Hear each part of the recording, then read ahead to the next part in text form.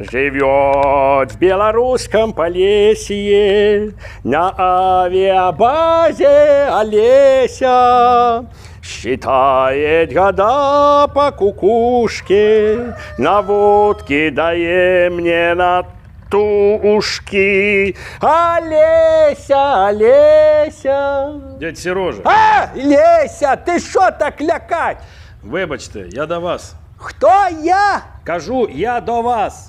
Я до вас. Ну, заходь я до вас, слухаю тебе. Дядь Сереж, хотів тут запитати, чи є у вас якісь родичі в Білорусі? Ну, запитай, Так я ж запитую, є чи нема? що є чи нема? Родичі. В Білорусі? Так. Ну, є. Чи нема? Дід вже старий, не пам'ятає. Добре, а друзі чи знайомі в Білорусі є? У родичів? Ні, у вас. Не у вас, а у кого? Так, дядь Сережа, досить дурня клеїти. Скажіть просто, є або нема. Є, ба нема. Що ти причепився до мене? Ти можеш прямо сказати, на що тобі це треба? Добре, скажу. Ви щось чули про інцидент на аеродромі Мачулище? Ні, не чули ще про Мачулище. А що там сталося ще? Та ось підірвали там російський радіолокаційний літак. Оце так. І хто ж це зробив? Ну, поки ще невідомо. Ну, ось і добре, що невідомо. І що там кажуть? Кажуть, що в нього влучили 2 дрони. 3.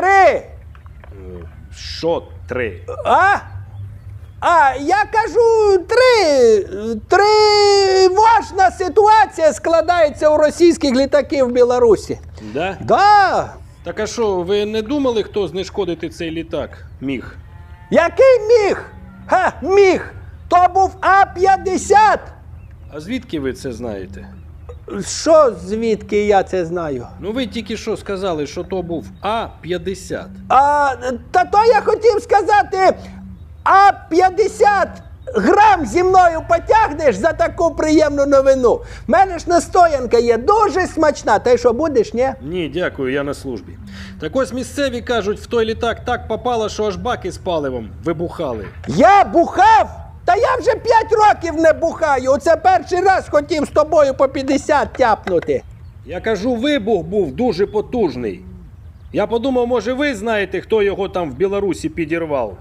Ну, давай так. Хто в Білорусі підірвав, я знаю. Я його ще називаю підірвал вусатий. А про літак це і нічого сказати не можу.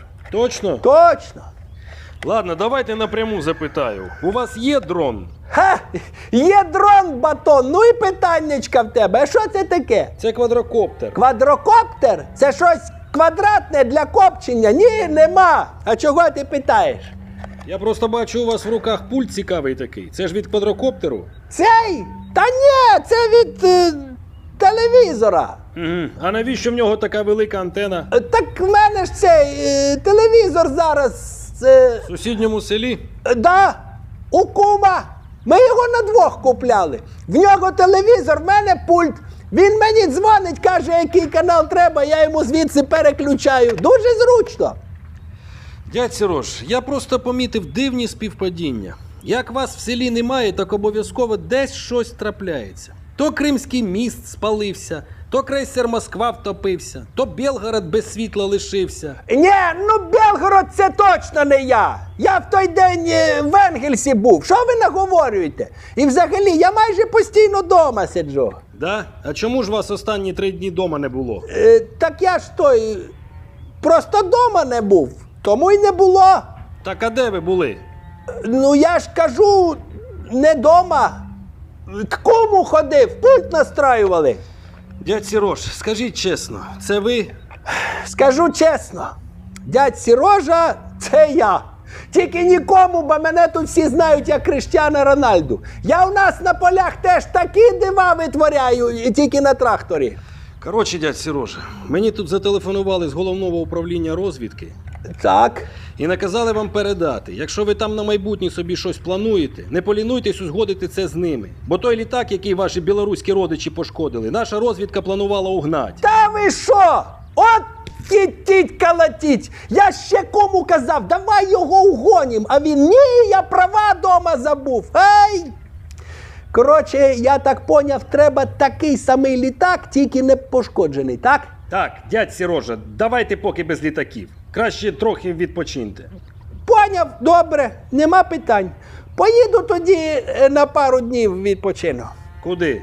Та до сестри, в цей, як його, в Придністров'я. Вона там живе біля колбасної. Фабрики? Ну, нехай буде фабрики.